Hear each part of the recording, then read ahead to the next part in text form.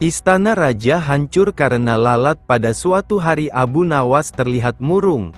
Hanya tertunduk lesu mendengarkan penuturan istrinya yang mengatakan kalau beberapa pekerja kerajaan atas titah Raja Harun membongkar rumahnya. Raja berdalih bahwa itu dilakukan karena bermimpi kalau di bawah rumahnya terpendam emas dan permata yang tak ternilai harganya. Namun setelah mereka terus-menerus menggali, ternyata emas dan permata tidak juga ditemukan. Parahnya, sang raja juga tidak mau meminta maaf atau mengganti rugi sedikit pun kepada Abu Nawas. Karena itulah Abu Nawas sakit hati dan memendam rasa dendam kepada perusak rumahnya. Lama Abu Nawas memeras otak. Namun belum juga ia menemukan muslihat untuk membalas perbuatan baginda. Makanan yang dihidangkan istrinya pun tidak dimakan karena nafsu makannya telah sirna. Keesokan harinya Abu Nawas melihat banyak lalat-lalat mulai menyerbu makanannya yang sudah mulai basi. Begitu melihat lalat-lalat itu berterbangan, Abu Nawas tiba-tiba saja tertawa riang seolah mendapatkan ide. "Tolong ambilkan kain penutup untuk makananku dan sebatang besi," kata Abu Nawas kepada istrinya. Dengan wajah berseri-seri Abu Nawas berangkat menuju istana. Setiba di istana, Abu Nawas membungkuk memberi hormat kepada Raja Harun. Raja Harun terkejut atas kedatangan Abu Nawas di hadapan para menterinya. Raja Harun pun mempersilahkan Abu Nawas untuk menghadap. "Ampun tuanku, hamba menghadap tuanku baginda hanya untuk mengadukan perlakuan tamu-tamu yang tidak diundang. Mereka memasuki rumah hamba tanpa izin dan berani memakan makanan hamba," lapor Abu Nawas. "Siapakah tamu-tamu tak diundang itu wahai Abu Nawas?" tanya baginda dengan bijaksana. "Lalat-lalat ini tuanku," jawab Abu Nawas sambil membuka penutup piringnya. "Kepada siapa lagi kalau bukan kepada paduka junjungan hamba? Hamba mengadukan perlakuan yang tidak adil ini," lanjut Abu Nawas. "Lalu, keadilan seperti apa yang engkau inginkan dariku?" tanya baginda raja penasaran. "Hamba hanya menginginkan izin tertulis dari baginda sendiri agar hamba bisa dengan leluasa menghukum lalat-lalat yang nakal itu," jawab Abu Nawas memulai muslihatnya. Akhirnya Raja Harun dengan terpaksa membuat surat izin yang isinya memperkenankan Abu Nawas untuk memukul lalat-lalat itu dimanapun mereka hinggap. Setelah mendapat izin tertulis itu, Abu Nawas mulai mengusir layat-lalat di piringnya hingga mereka terbang dan hinggap di sana-sini. Dengan menggunakan tongkat besi yang dibawanya dari rumah, Abu Nawas mulai mengejar dan memukuli lalat-lalat itu. Ketika hinggap di kaca, Abu Nawas dengan tenang dan leluasa memukul kaca itu hingga pecah. Kemudian vas bunganan indah milik sang raja juga ikut terkena pukul dan pecah.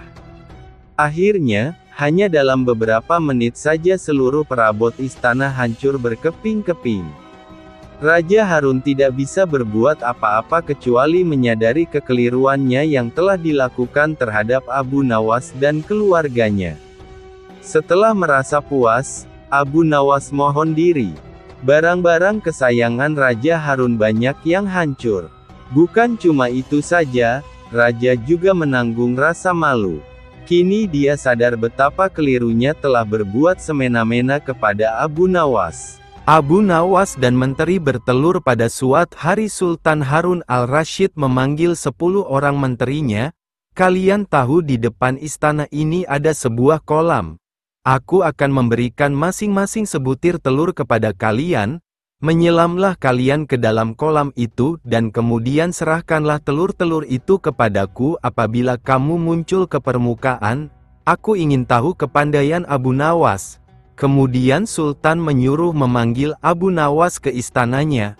Kepada Abu Nawas dan ke-10 orang menterinya itu Sultan bertitah, "Kamu sekalian aku perintahkan turun ke dalam kolam itu, menyelam, dan apabila muncul ke permukaan serahkanlah kepadaku sebutir telur ayam. Barang siapa tidak menyerahkan telur, niscaya mendapat hukuman dariku." "Mencari telur di dalam air," pikir Abu Nawas. sambil memandang kepada menteri-menteri itu. Mereka tampak takzim dan siap melaksanakan perintah. Adakah ayam betina di dalam kolam itu? Hari pun malamlah, keesokan harinya. Pagi-pagi benar, menteri-menteri itu menyelam ke dalam kolam, dan ketika muncul dari dalam kolam, masing-masing membawa sebutir telur dan menyerahkan kepada Sultan. Abu Nawas tidak kunjung muncul di permukaan kolam. Ia berenang ke sana kemari mencari telur. Dikoreknya dinding kolam, namun tak juga ditemukannya. Setelah capek mengitari dasar kolam, terpikir dalam benaknya bahwa ia dianiaya oleh Sultan. Maka ia pun berdoa kepada Tuhan mohon keselamatan. Keluarlah ia dari kolam dan naik ke darat. Di depan Sultan ia berkokok-kokok dan berjalan laksana seekor ayam jantan. "Hai, Abu Nawas, mana janjimu?" kata Sultan. "Semua orang ini masing-masing telah menyerahkan sebutir telur kepadaku. Hanya kamu yang tidak. Oleh karena itu kamu akan aku beri hukuman."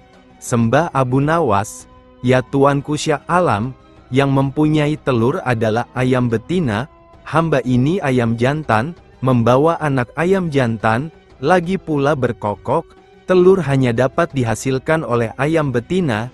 Jika ayam betina tidak berjantan, bagaimana ia akan dapat telur?" Demi mendengar alasan Abu Nawas, Sultan pun tidak dapat berkata apa-apa karena memang sangat tepat. Sultan dan semua menterinya hanya bisa garuk-garuk kepala yang tidak gatal. Abu Nawas dan mimpi indah seorang pendeta dan seorang rahib berencana memperdayai Abu Nawas. Rencana pun disusun rapi dan mereka segera bertandang ke rumah Abu Nawas yang disambut baik oleh yang punya rumah. "Kami ingin mengajakmu melakukan pengembaraan suci, wahai Abu Nawas. Kami berharap engkau tidak keberatan dan dapat bergabung bersama kami," ujar si rahib sambil melirik pada kawan di sebelahnya. "Dengan senang hati aku akan ikut." "Kapan rencananya?" tanya Abu Nawas. "Besok pagi," ujar si pendeta gembira. "Baiklah, kita bertemu di warung teh besok," ujar Abu Nawas. Demikianlah keesokan harinya Abu Nawas beserta dua orang yang mengajaknya ini berangkat bersama. Mereka berpakaian dengan cara yang khas. Abu Nawas dengan pakaian sufi, si pendeta dengan baju kebesarannya, dan si rahib dengan pakaian keagamaannya. Di tengah perjalanan mereka bertiga mulai merasa lapar. "Hai Abu Nawas, karena kita sudah lapar dan kebetulan kita tidak membawa bekal, ada baiknya engkau mengumpulkan derma untuk membeli makanan bagi kita bertiga. Kami berdua akan melakukan kebaktian," ujar si pendeta. Tanpa berpikir panjang, Abu Nawas langsung beranjak pergi mencari dan mengumpulkan derma dari satu dusun ke dusun yang lain. Setelah dirasa derma yang diterima mencukupi, Abu Nawas langsung membeli makanan yang cukup untuk mereka bertiga. Abu Nawas pun kembali kepada dua temannya yang tengah melakukan kebaktian. "Mari kita bagi makanan ini sekarang juga," ujar Abu Nawas yang memang sudah sangat lapar. Jangan dibuka sekarang, karena kami sedang berpuasa," ujar sang rahib. "Tapi aku hanya akan mengambil bagianku saja. Sedang bagian kalian terserah kalian," ujar Abu Nawas. "Aku tidak setuju. Kita harus seiring seirama dalam berbuat apapun," ujar si pendeta. "Betul, aku juga tidak setuju. Karena waktu makanku besok pagi," ujar si rahib yang ahli yoga menimpali. Tentu saja Abu Nawas sangat gusar mendengar pernyataan kedua orang itu.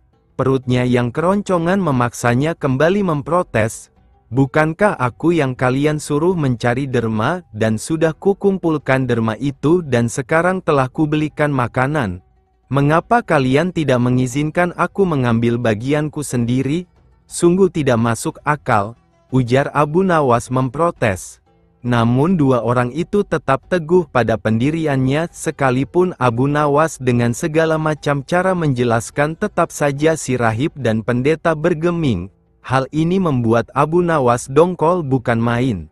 Tapi karena dirasa tidak ada gunanya menentang dua orang yang sudah bersekongkol itu, Abu Nawas pun memilih diam. Bagaimana kalau kita buat perjanjian? Ujar sang pendeta tiba-tiba. Perjanjian apa?